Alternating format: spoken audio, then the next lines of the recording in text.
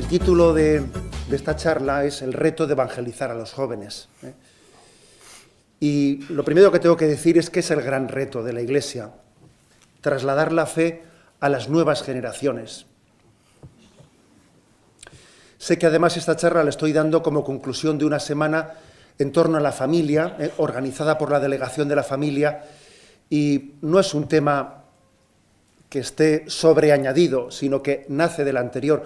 Os voy a decir que el año pasado estuve dando ejercicios espirituales en el seminario de Guadalajara, en Jalisco, que hay un gran seminario mayor, con 560 seminaristas mayores, madre mía, una cosa tremenda. Es uno de los seminarios más grandes del mundo. Hablé mucho con los chicos, hombre, con todos no, ¿verdad? Pero bueno, con bastantes, con bastantes. Y después de hablar con uno y con otro, entre charla y charla, pues me di cuenta que la clave de aquel seminario era la familia. Es que era obvio, Ni siquiera los movimientos, porque es que allí prácticamente en Guadalajara no existen, o muy poquita cosa. La clave de aquel seminario era la familia. Te dabas cuenta que todos ellos eran hijos de familias mexicanas humildes, trabajadoras, numerosas. Y por eso que la pastoral familiar está íntimamente ligada después a la pastoral juvenil y a la pastoral vocacional, como es lógico. La Iglesia tiene una gran preocupación en la transmisión de la fe a las nuevas generaciones y los obispos tenemos preocupación por ello. Muchas veces hablamos entre nosotros de la situación de la pastoral juvenil y nos acordamos de ese Jesús que al ver la multitud pues sufría y sentía lástima porque les veía como ovejas sin pastor. Y a las ovejas jóvenes se les ve especialmente sin pastor. Y padecemos y sufrimos con Cristo y también nos alegramos de ver las alegrías que muchos jóvenes dan al corazón de Cristo.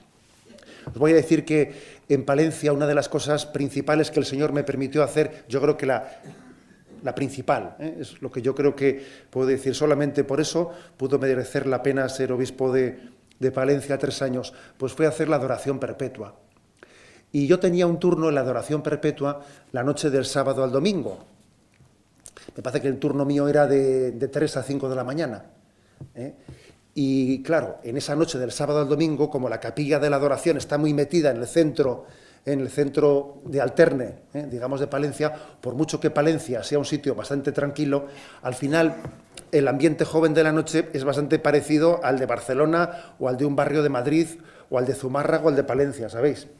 Y uno estaba dentro de la capilla, a veces a esa hora prácticamente solo, y oía el rugido de los grupos de juventud que a esas horas iban para un sitio y otro, y te impresionaba, ¿no? Saber que tú estabas delante del Señor y que todos esos jóvenes estaban fuera y que a tenor de lo que uno podía oír, un tanto tocaditos, ¿no? Un tanto tocaos, y al Señor le preguntabas, ¿no? Y Señor, y yo a esos, ¿cómo les hablo de ti?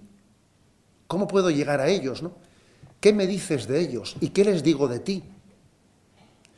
Y yo creo que esos ratos de oración, cuando uno oía cerca, no muy cerca, a pocos metros, ¿no?, de la capilla, pues ese ruido de la noche, es un diálogo entre la Iglesia y su esposo, que le pregunta por los jóvenes, y también el Señor nos pregunta a nosotros, oye, ¿y qué hay de esos que están fuera? ¿Y qué piensas hacer? También el Señor te devuelve la pregunta, tú se lo preguntas a Él y Él te la devuelve. Y te das cuenta de que tú sufres pues porque el Señor está sufriendo por ellos. Luego hay que decir que nos preocupa la pastoral juvenil porque le preocupa el corazón de Cristo. Bueno, voy a hacer una pequeña, breve, si soy capaz, exposición sobre la situación de nuestra cultura en la medida que afecta al mundo joven. Una breve descripción. A veces cuando uno va a describir la situación, se suele decir, bueno, pero ¿qué vas a hacer? ¿Una descripción optimista o pesimista? Y yo creo que no es cuestión de estar perdiendo el tiempo con esos términos, ni optimista ni pesimista. El optimismo no puede ser sinónimo de estar ciego, o sea, no podemos dejar de ver un problema serio que tenemos, y tampoco admitimos un pesimismo propio de quien no confía en que para Dios siempre es un tiempo de gracia.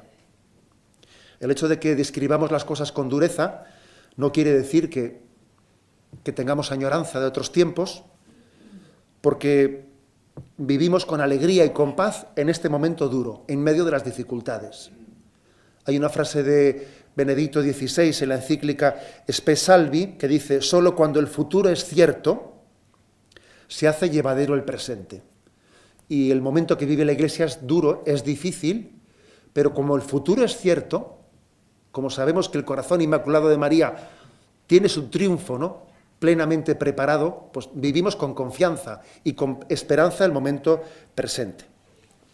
Bueno, decir una cosa antes de meternos a hablar, decir que, fijaros bien, que el término de pastoral juvenil es un término bastante reciente en la historia de la Iglesia. Puede tener como mucho 2 siglos. Durante 1800 años la Iglesia no hizo pastoral juvenil.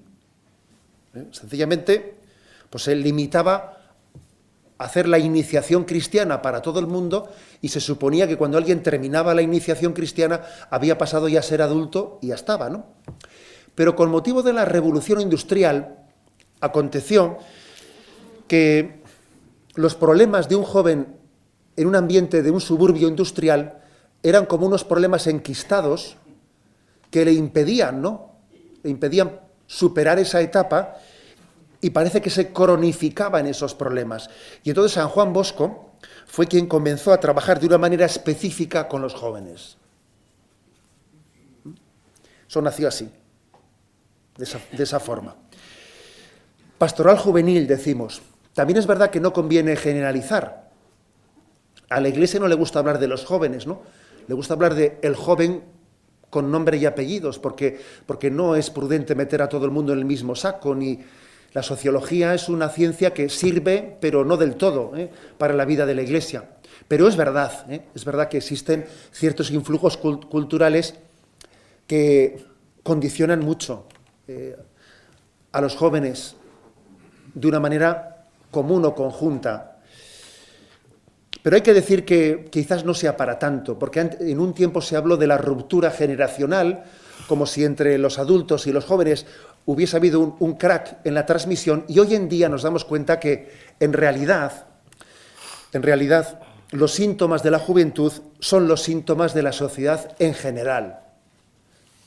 O sea que yo creo que hace unos 20 años se habló mucho de una ruptura generacional y hoy en día hay que decir que, bueno, pues que de un catarro ha venido una neumonía, pero básicamente del catarro viene la gripe, pero está bastante generalizado esos síntomas, no solo en los jóvenes, sino en toda la sociedad, incluida también la tercera edad, que aquí igual no se escapa nadie de esos síntomas conjuntos. Ocurre además que estamos en una sociedad que parece que ha idolatrizado el ser joven, lo ha idolatrizado. Todo el mundo pretende ser joven, todo el mundo pretende serlo. Uno se fija, ¿no?, pues en los anuncios televisivos y parece que no existen ancianos en nuestra sociedad, que no existe gente madura, todo el mundo tiene que enseñar su rostro joven, incluso la gente que ya es madura y que ya va entrando en años, muchas veces hace el ridículo pretendiendo aparecer como joven, ¿no?, y vistiendo como joven cuando no lo es y a veces pues de una manera que llama bastante la atención, ¿no? Porque una sociedad que pretende ser siempre joven no deja de tener algo de enferma, porque la juventud no es una meta.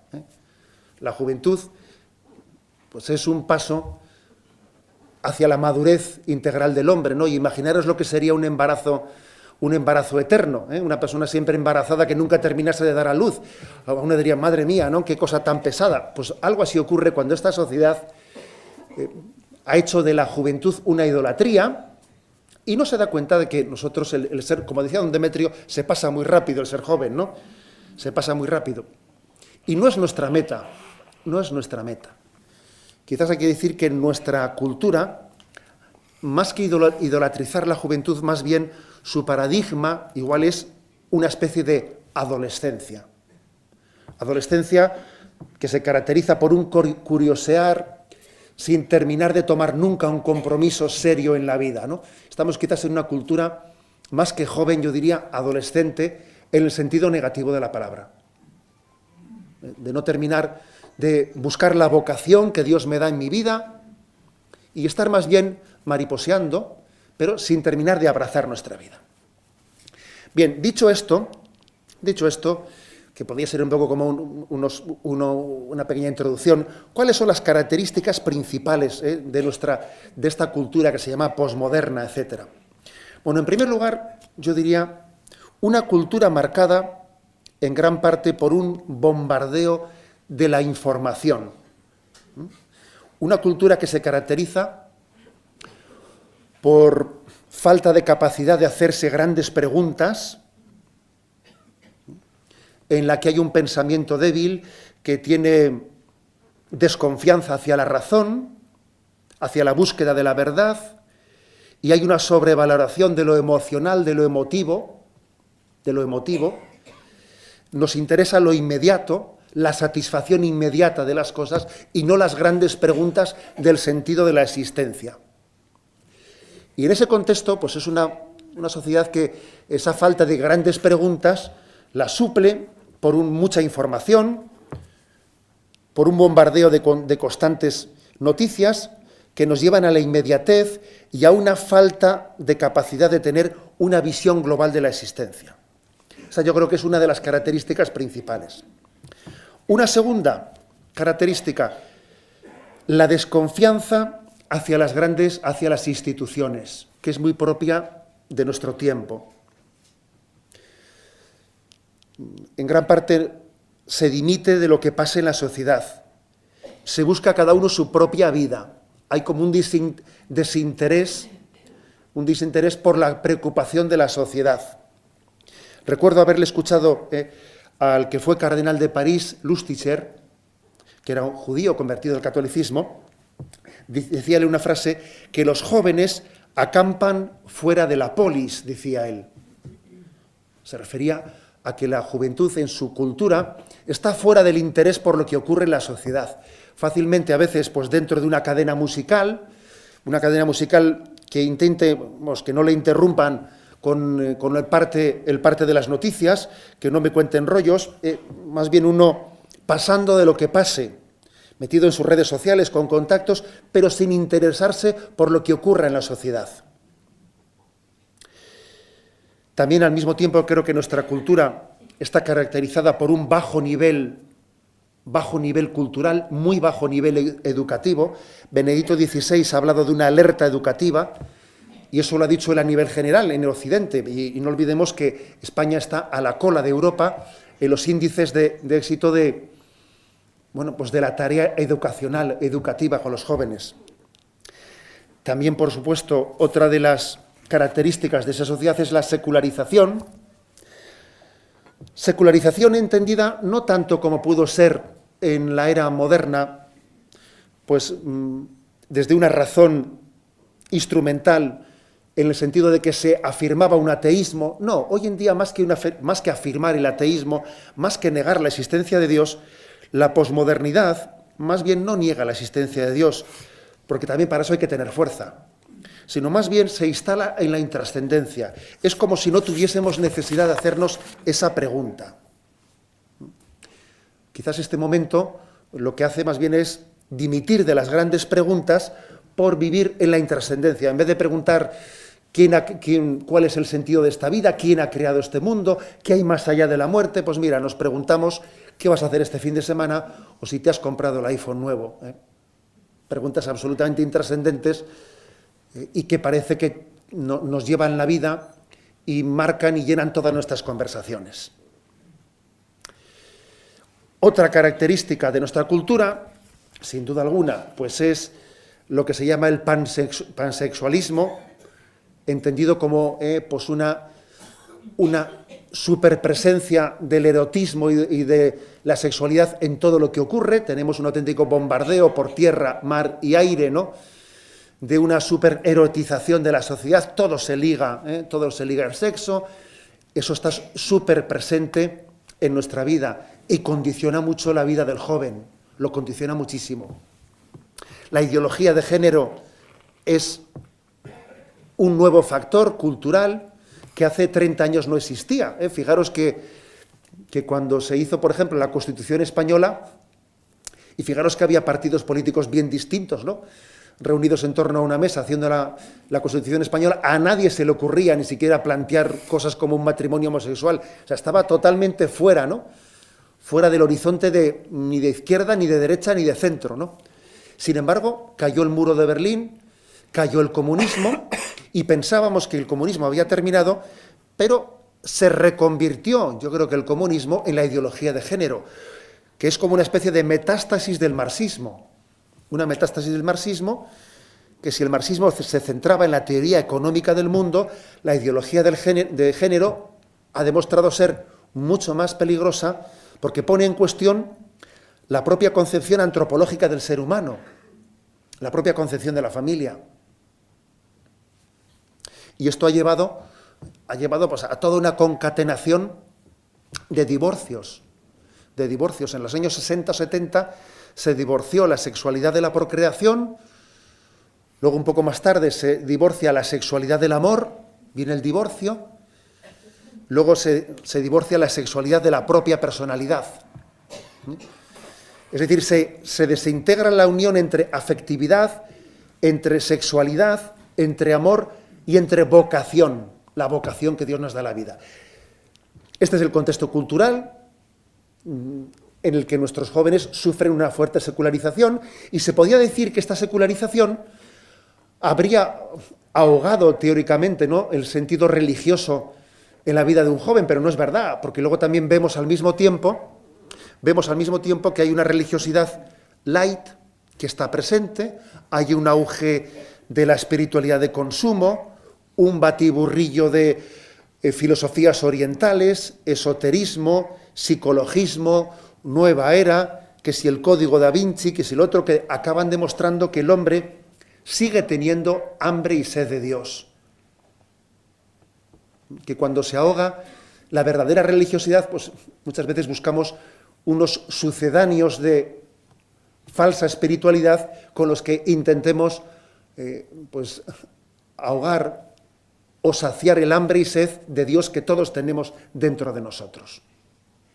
Bueno, esto dicho como una especie de panorámica amplia, ¿no? Pero una panorámica que yo diría que en pocos años está teniendo un influjo muy duro, y que es una especie de influjo de secularización que verdaderamente es como un tsunami, si me permitís la expresión, en un momento en el que también nos acordamos de los hermanos del pueblo de Japón. Es como un tsunami que ha podido llegar a hacer un daño tremendo en generaciones de jóvenes con un influjo tremendo, muy potenciado por el efecto de los medios de comunicación, muy potenciado. Y creo que en pocos años se ha producido un efecto de un influjo muy grande en el pensamiento, en los valores de la sociedad española y de una forma muy especial en los jóvenes. Por ejemplo, sabéis que la Fundación Santa María suele publicar algunos datos en los que se va tomando el pulso de cuál es la sensibilidad y los valores de la juventud española. Y podemos decir que en 5 años se ha pasado del 69% al 50% el número de los jóvenes que afirman en España creer en Dios. Claro, que en 5 años haya un descenso de un 19%, la verdad es que hay que decir que es un proceso de aceleración verdaderamente artificial el que se ha producido entre nosotros, que no es una secularización natural, sino que es verdaderamente inducida. Os puedo decir que cuando un obispo sale de España y se encuentra con otros hermanos obispos, bien sea en Roma, en otros lugares, muchos obispos le preguntan a él, ¿qué pasa en España? Porque somos conscientes de que España ha sido elegida a veces como una especie de campo experimental para introducir pues todo un proceso, toda una ingeniería artificialmente diseñada pues de secularización express. Y es verdad que se pueden dar datos como esos de un descenso de creencia muy fuerte en los últimos años. Pero también voy a decir como datos esperanzadores, que en estas mismas encuestas se ve que aunque el influjo de secularización está siendo muy grande, se ve que la religiosidad natural sigue existiendo. y que la secularización tiene que hacer un esfuerzo muy grande para arrancar lo que naturalmente llevamos todos en nosotros. Y, por ejemplo, en esas mismas encuestas, hechas también entre la Fundación Santa María, la Universidad de Comillas y el Movimiento Junior, hay datos como los siguientes, ¿no? La religiosidad natural de los niños en España, a pesar de ser hijos de generaciones de padres secularizados, como son los niños actualmente de 9, 10 años, 11 años, ¿no? Sin embargo, 4 de cada 5 niños en España rezan diariamente. Y eso es sorprendente, siendo hijos como son de generaciones secularizadas. 2 de cada 3 niños van a misa ocasionalmente. 2 de cada 5 niños van a misa semanalmente en España. Y eso demuestra que hay una religiosidad natural, que tiene que ser violentada para poder secularizarla. Más aún, os voy a dar unos datos que son sorprendentes. Sobre la posible vocación a la vida, a la vocación sacerdotal, a la vocación religiosa, a la vocación consagrada. Según este estudio de la Fundación Santa María, el 5,2% de los jóvenes entre 15 años y entre 24 años se han planteado alguna vez en su vida ser sacerdotes o religiosas. Uno dice es poco, es el 5,2%. Hombre, son 350.000. Como hubiesen respondido todos que sí, no entraban, ¿no? Vamos a decirlo. El 0,5% de los jóvenes entre 15 años y 24 años no solo se lo han planteado, sino que lo han comentado con sus padres, que ya es planteárselo bastante en serio, ¿no? Es poco, 0,5%, pero son 40.000. Si llegan a haber entrado todos, no sé qué hubiese ocurrido. Quiero decir con esto que también estos datos sociológicos sorprenden. Secularización hay mucha, pero existe una religiosidad natural que hay que violentarla muchísimo, para poder arrancar el alma cristiana de los jóvenes españoles o del pueblo español. Estamos viviendo, yo diría, un proceso que es curioso. También en esta misma encuesta se demuestra que la opinión de los jóvenes sobre la Iglesia es una opinión dura, pero en la encuesta hay un dato muy interesante, y es que es muy distinto el joven que opina sobre la Iglesia habiéndola conocido, habiendo tenido experiencias directas, del joven que opina sobre la Iglesia sin haber tenido una experiencia directa con ella. O sea, que tiene una imagen virtual de la Iglesia más que directa. Como os podéis imaginar, la imagen de estos segundos es muchísimo más negativa que la imagen de los primeros. En esa encuesta se demuestra que a menos conocimiento directo de la Iglesia hay una imagen mucho más negativa. Y el joven, cuanto más ha conocido la Iglesia y más ha participado en ella, tiene una imagen mucho más positiva. Estamos viviendo un doble proceso al mismo tiempo. Este es un mundo curioso. La secularización continúa y al mismo tiempo hay muchísimos casos de conversión, de retorno a la Iglesia. De personas que encuentran, Dios sale a sus vidas de una y otra forma y están regresando. Y continúa la secularización y cada vez hay también más conversiones y más toques de Dios en el corazón de los hombres. Es como si se chocasen en la puerta al entrar y a salir. Déjame que estoy saliendo, déjame que estoy entrando. Los dos fenómenos ocurren al mismo tiempo. Bien, hasta aquí un poco mi visión de el status questionis, status questionis, pero lógicamente me quiero más centrar en lo que viene ahora. ¿Cuáles son las claves de evangelización de la juventud? ¿Cuáles son las claves principales en las que tenemos que insistir especialmente en su evangelización? Bueno, yo creo que lo fundamental y determinante es creer de verdad que los jóvenes necesitan a Jesucristo para ser felices y creer de verdad que Cristo busca a los jóvenes. Creer las dos cosas de verdad. Que la pastoral juvenil es el encuentro entre el deseo que Cristo tiene de salir al encuentro de cada uno de los jóvenes que conocemos, lo está deseando, Cuando dice el Evangelio de San Juan, ¿no? Con ansia he deseado compartir esta Pascua contigo, celebrar esta Pascua contigo. Pues lo dice también especialmente por los jóvenes. Hay un encuentro entre el hambre de Dios, de nosotros, y el hambre que nosotros tenemos de Dios.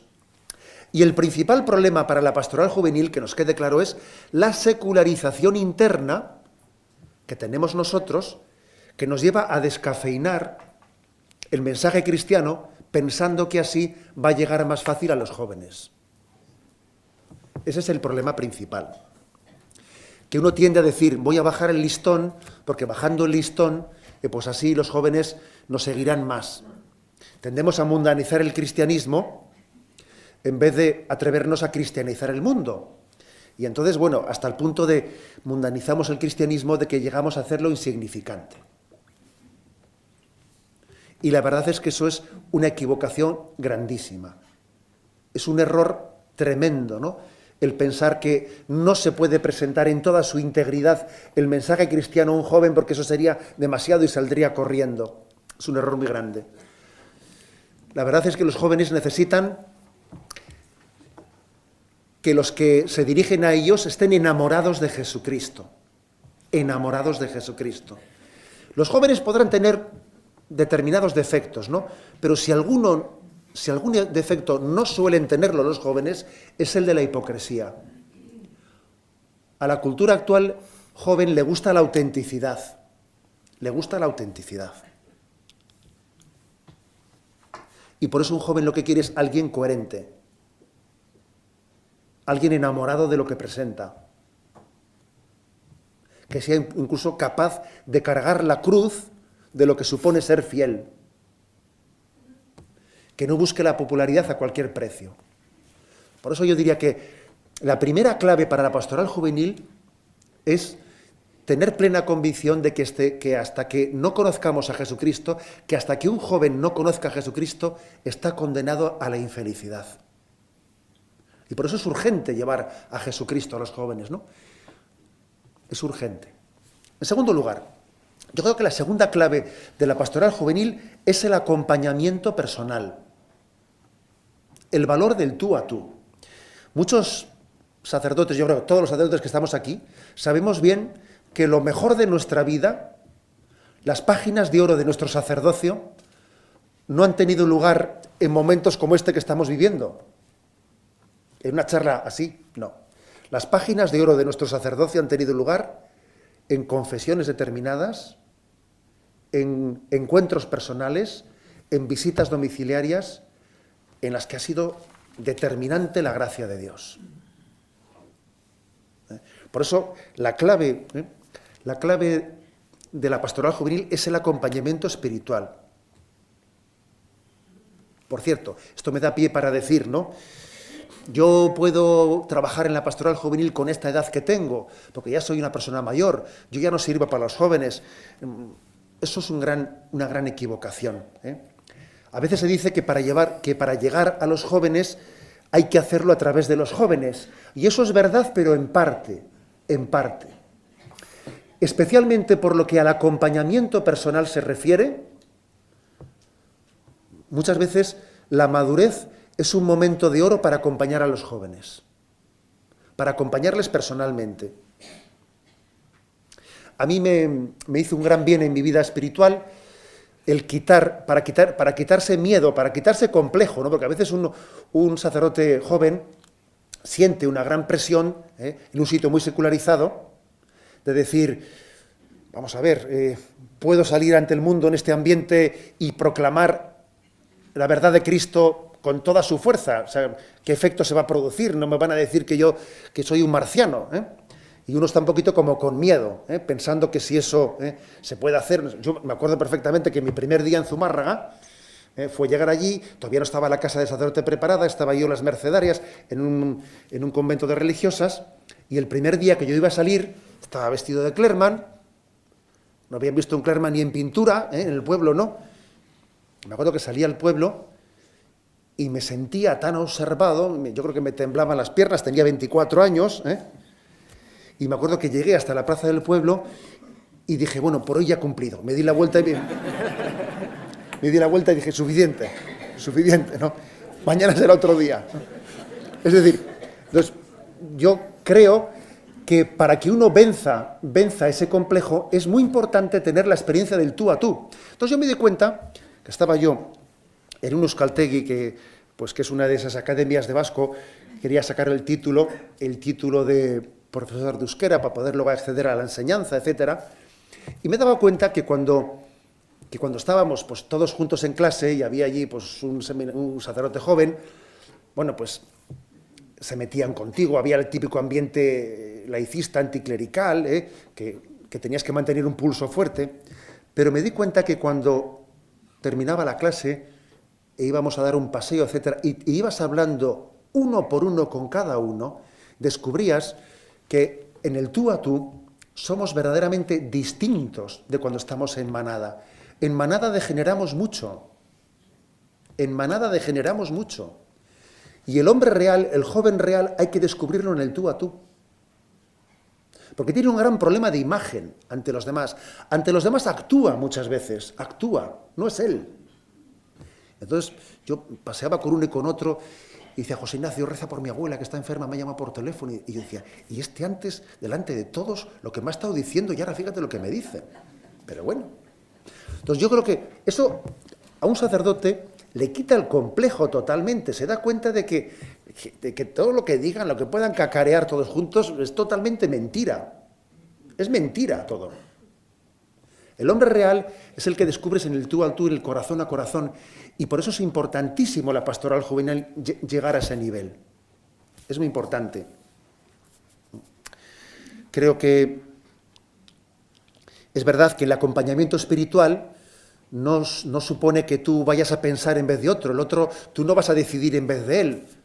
Pero, sin embargo, cuando acompañas a una persona y le escuchas y sus problemas, sus agobios, es como si el volante lo tiene que llevar él, ciertamente, pero mira, tú le ayudas y le enciendes las luces y con luces largas él se da cuenta que ve mucho mejor que antes con luces cortas. Y él tiene que seguir conduciendo, pero ese acompañamiento espiritual, él se da cuenta que siendo él el que tiene que guiar su vida, ese acompañamiento le da otra perspectiva a la hora de guiar su vida.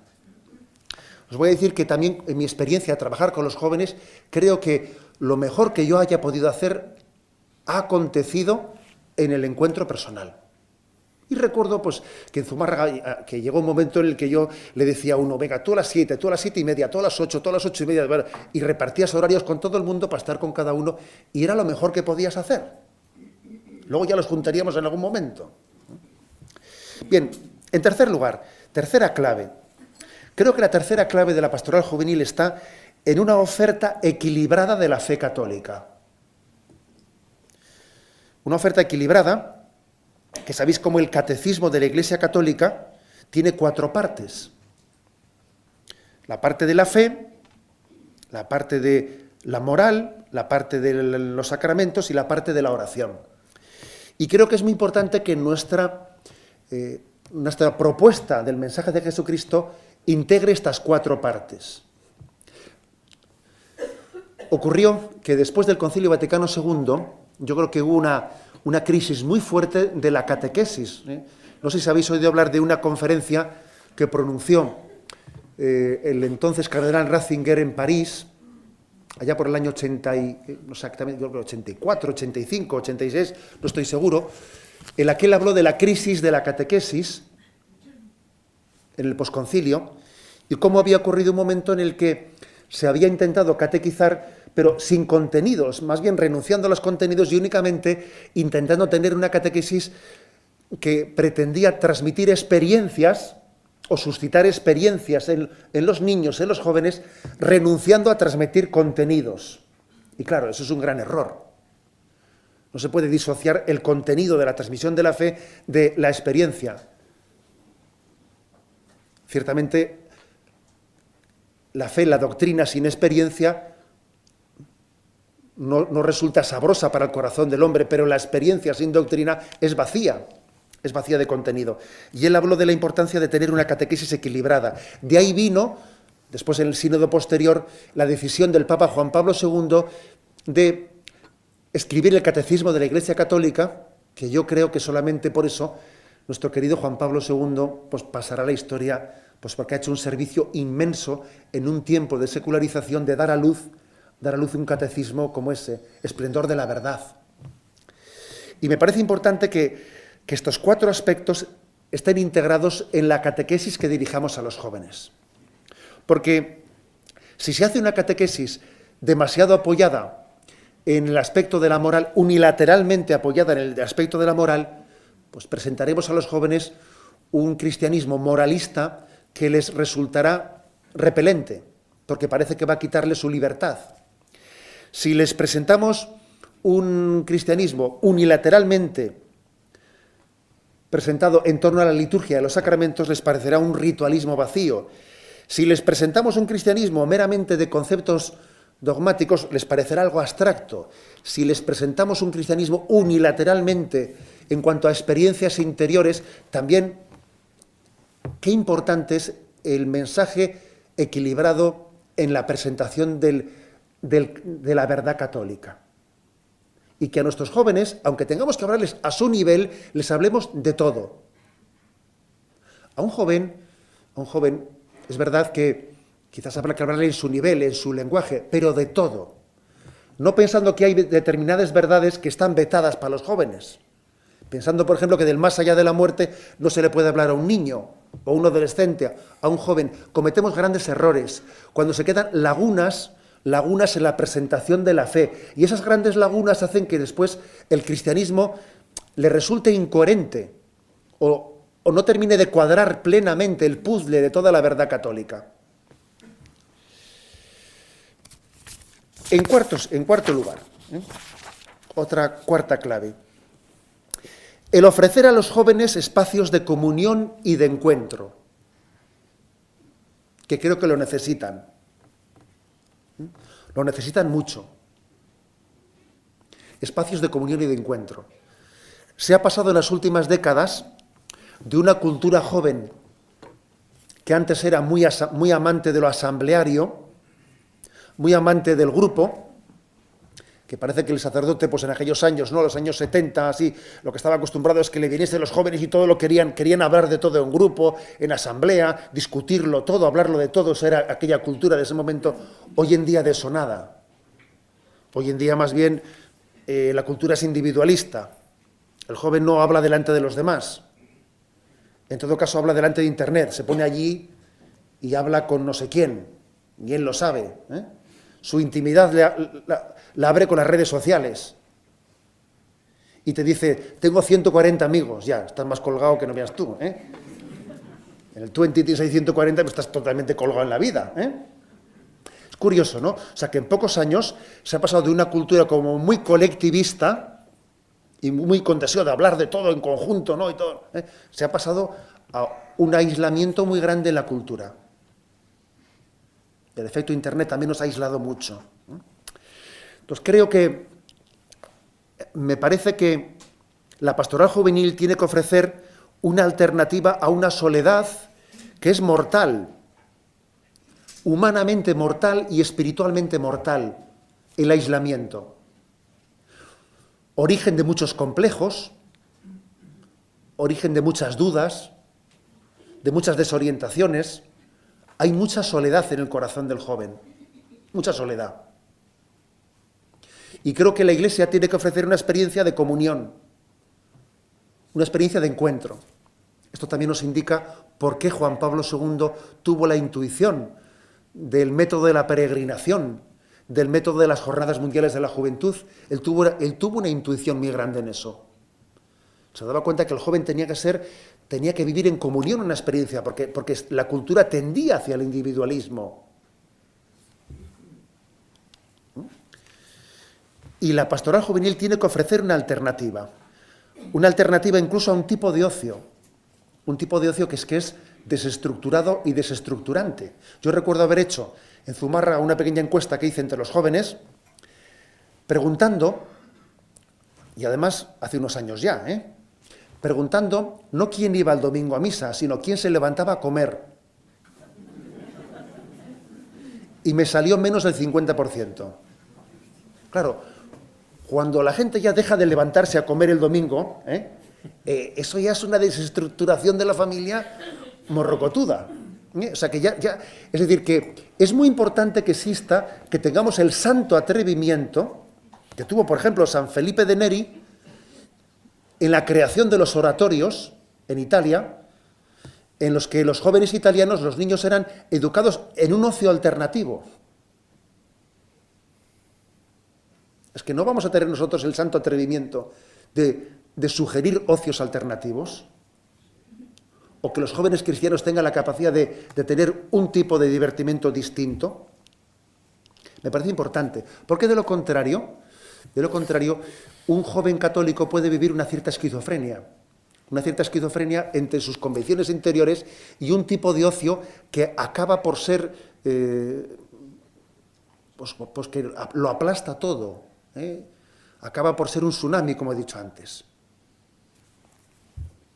Otra clave que me parece importante para la evangelización de la juventud: acompañarles a conocer el mundo del dolor y del sufrimiento, que es importante. Conocer el mundo del dolor y del sufrimiento es muy evangelizador, porque uno de los grandes dramas de nuestra cultura es el narcisismo. Es el narcisismo, fruto de todo, de la vida fácil, de la calidad de vida, de que uno tiene hermanos, etcétera. Acaba uno siendo pues un narcisista, es decir, alguien que está únicamente mirándose al ombligo. Alguien que está todo el día mirándose al espejo, alguien que no tiene la capacidad de olvidarse de sí mismo, que se queja de todo. Ay, esto, pobrecito de mí, pobre no sé qué, jo que esto, jo que lo otro. Hay mucho amarijo, siempre es jo y jo, ¿no? Bueno, es verdad que existe una cultura de la queja continua que en el fondo es narcisista. El narcisismo tiene dos versiones. La versión que se ufana mucho y que parece que todo le va bien y está cacareando como si fuese un triunfador en la vida, y la versión pesimista, que se queja de todo me va mal, todo me pasa a mí. Pero sea en versión optimista o sea en versión pesimista, es narcisismo. Eso es como aquel que decían que había un hombre tan gordo, que se caía de la cama a la vez por los dos lados, ¿no? Pues esto es un poco lo mismo, Con el narcisismo ocurre pues que puede ser, ¿no?, en un ufanarse ridículamente vanidoso o en un autodesprecio de sí mismo, pero es narcisismo. Y digo que la terapia de choque frente al narcisismo es conocer el mundo del dolor y del sufrimiento. Por ejemplo, darme cuenta en la vida que hay más problemas. Si yo estoy visitando un geriátrico y estoy con los ancianos y me meto en su mundo y llego a conocer sus preocupaciones y veo que este tiene celos del otro porque no le hago caso a este y voy a hacer caso a los dos, si me meto en su mundo, se me curan muchas tonterías.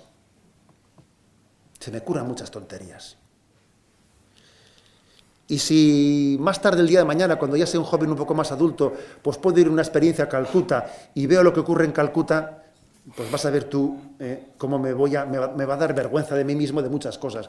Recuerdo nuestra adolescencia, yo no sé si estaban nuestros padres en aquellos años, que me imagino que todos tenemos años tontos en la adolescencia, estarían un poco hartos de nosotros, los padres, y me acuerdo que hubo un fin de semana que nos dijeron: vamos a ir este fin de semana al psiquiátrico y os vamos a llevaros a Mondragón a ver el psiquiátrico. Y me acuerdo que, bueno, nos quedamos un poco sorprendidos de esa salida de los padres, pero me acuerdo que yo no sé cómo se les pudo ocurrir tal cosa, ¿no?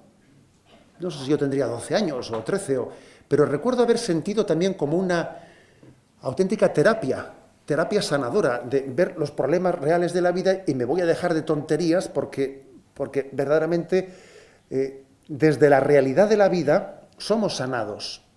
La cruz redimensiona los problemas de la vida, los redimensiona. Creo que esto tiene que formar parte de la evangelización. Como también forma parte de la evangelización una metodología sacrificada. Las peregrinaciones sacrificadas, en las que uno, pues renunciando a muchas cosas, se sorprende de sí mismo porque es feliz. Yo me acuerdo que cuando he hecho campamentos de niños, en la parroquia, pues los niños van allí, se olvidan de sí mismos, son generosos, comen de todo, no sé qué, y luego cuando vuelves, claro, los padres se quedan sorprendidos, ¿no?, de que los niños con esa metodología sean tan generosos, no se quejen de nada, coman de todo. Y claro, te viene una madre y te dice: oye, José Ignacio, ¿no podíais hacer un campamento cada 2 o 3 meses? Dice, porque se da cuenta que tiene que haber una metodología exigente. Recuerdo, por ejemplo, que cuando fuimos a las Jornadas Mundiales de la Juventud en Czestochowa, que eran también pues un momento histórico, había caído el muro de Berlín y de repente podíamos ir al este, y claro, todavía aquellos pueblos con el comunismo recién caído vivían una pobreza tremenda. Me acuerdo que con los jóvenes que fuimos de San Sebastián, fuimos un par de autobuses, y intentando también educarles a los chicos pues en una forma austera, habíamos llevado toda la comida desde San Sebastián, para que se fuese más, incluido el pan para 15 días. Y entonces el pan lo habíamos metido en bolsas de plástico, que además el pan nos lo habían regalado una empresa de la que sobraba y no se vendía en San Sebastián. Habíamos metido en bolsas de plástico y se quedaba todo hecho una goma. Lo cortábamos en rodajas, para que así... Y los chicos se pensaban que estaban haciendo una auténtica proeza, ¿no? Yo cuando vuelva esto lo voy a contar a mi abuela que cómo he comido el pan de 15 días. Y llegamos a Polonia y recuerdo que los chicos polacos, que habían vivido en una pobreza y tenían todavía allí un pan duro, negro, que era tremendo aquello, cuando veían nuestro pan, venían y nos pedían pan del nuestro, porque les parecía impresionante el pan que teníamos, Entonces nuestros jóvenes decían: pero nos están pidiendo el pan del nuestro, ¿no? Y ellos, que se pensaban que habían hecho una proeza inmensa, recuerdo qué bien les hizo tener la experiencia de aquella pobreza de los jóvenes polacos. Es decir, el mundo del dolor y del sufrimiento, de una y otra manera, es necesario totalmente, y del sacrificio, y de la austeridad, y de saber lo que es la cruz, es que es necesario para evangelizar a los jóvenes. Un punto más, no sé si es el quinto o el sexto. Educación en profundidad en el amor humano. Esto es muy importante también para la evangelización. Educar en el amor humano, que en el fondo es el amor cristiano. Cursillos en los que se dé una educación integradora de afectividad, sexualidad, amor, eso es básico. Tenemos el mejor producto, que es la visión cristiana del amor. No solo el más santo, sino el más bello. El más bello. La visión cristiana de la sexualidad no solo es la más santa, sino la más bella. Y es increíble que nos tachen de mojigato lo que es más bello. Entonces tenemos que luchar para que lo más santo sea lo más bello para nuestros jóvenes. ¿Cuánto más bello es el amor cristiano que el aquí te pillo, aquí te mato? ¿Cuánto más bello es? Madre mía. La castidad es maravillosa y yo me he dado cuenta que para los jóvenes un momento de gracia para evangelizarles en este tema suele ser cuando tienen un fracaso de pareja de noviazgo, que suelen tener muchos. Y el momento del fracaso es un momento de gracia para cogerle y decirle: ¿te das tu cuenta cómo tú has abierto tu intimidad totalmente a ese chico y ahora este pasa para ser para ti nadie? Y te has dado totalmente a alguien que ahora no es nadie. Y es un momento de gracia para hablarle a esa persona. Bueno, entonces yo creo que es importante educar desde la escuela católica, desde las parroquias, en la visión cristiana del amor, porque solamente así educamos en la capacidad de donación al prójimo. Y por último, voy a tener el atrevimiento, que ya sé que es un poco atrevido lo que voy a decir, de hablar de la combinación de 3 métodos pastorales. Digo que es muy atrevido lo que voy a decir porque voy a coger 3 figuras, anda que no dejo yo, al coger 3 figuras, montones de figuras las dejo a un lado, Pero me atrevo a coger 3 figuras que son las siguientes, que suman 3 métodos pastorales. Uno es el de San Juan Bosco, que en el siglo XIX se dirigía a los jóvenes de los suburbios industriales, que eran explotados, que eran jóvenes que no se fiaban de nadie, jóvenes que habían ido acumulando una desconfianza propia de, pues como el perro que cuando se acerca le dan un palo, vuelve a acercarse, le dan un palo y al final el perro ya no se fía de nadie porque cuando alguien le llama para ofrecerle la comida sabe que le va a dar un palo, ¿no? O sea, el joven del siglo XIX era un joven utilizado. Y frente a esto, San Juan Bosco tuvo un tipo de pastoral juvenil especialmente compartiendo el tiempo con ellos, invirtiendo tiempo en ellos, dándoles cariño, dándoles confianza, fiándose de ellos. No sé si habéis visto la película esa película bastante larga, que son casi de 3 horas y media, de San Juan Bosco, que es una maravilla de película, en la que él tiene un método pastoral en el que apuesta por los chicos, se arriesga incluso apostando por los chicos, pero claro, pones en su mano ciertas cosas y te la pueden jugar, porque te la pueden jugar. Pero claro, para que un corazón de un joven que ya no se fía de nadie pueda fiarse de Cristo, tiene que notar que alguien le quiere y se fíe de él. Porque si nadie tiene la experiencia de que yo me fío de ti, él no terminará de fiarse del Señor. Entonces es la capacidad de compartir con los chicos tiempo. Y qué importante es que los sacerdotes, y especialmente los más jóvenes, inviertan tiempo en coger la mochila, irse al monte con ellos, tener tiempo, tener paciencia, escuchar muchas bobadas para luego, entre col y col, meter lechuga y presentar a Jesucristo. Y hay que hacerlo. Y ese método es el método que yo creo que sigue teniendo actualidad 2 siglos después. El segundo método, doy un salto, ¿no?, mortal y paso al siglo XX, yo creo que es el de Juan Pablo II. Juan Pablo II se dirigió a un joven muy distinto, a un joven en el que ya habían terminado las guerras, el periodo de guerras, y un joven que vivía un bienestar económico bastante grande. Y ocurre que cuando tenemos el estómago lleno, fácilmente nos olvidamos de Dios, porque suele ser así. Vivimos bien, vivimos cómodamente y tendemos a olvidarnos de Dios. Los horizontes espirituales desaparecen. En los encuentros de jóvenes subrayó mucho el género testimonial en las jornadas mundiales, que los jóvenes también se escuchen cómo otros se han convertido, se han encontrado con el Señor. Porque las teorías a veces pues, pueden convencer, pero los ejemplos arrastran. Los ejemplos arrastran. Y creo que ese fue el método pastoral de Juan Pablo II, el método testimonial.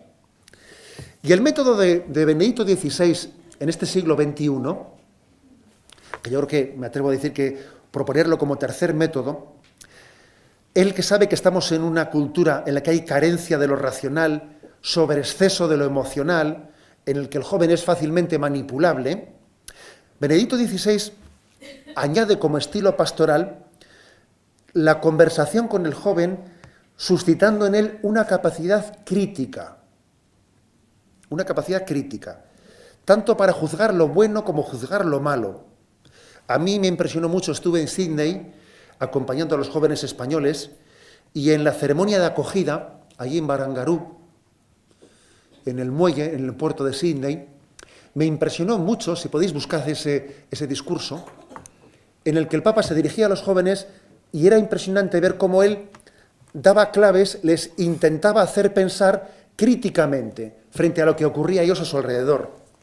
Por ejemplo, el Papa les decía a los jóvenes, no es obligatorio quedarse fuera de la Iglesia, en un tono irónico, haciéndoles que pensasen de cómo había una sociedad que parecía predicar la libertad, pero luego acaba imponiendo una cultura determinada que le impide a un joven ser libre para manifestar su religiosidad. O también, en términos futbolísticos, ¿no? Algunos pretenden que en la partida de la vida Dios se quede en el banquillo sin jugar este partido. Dios no se puede quedar en el banquillo.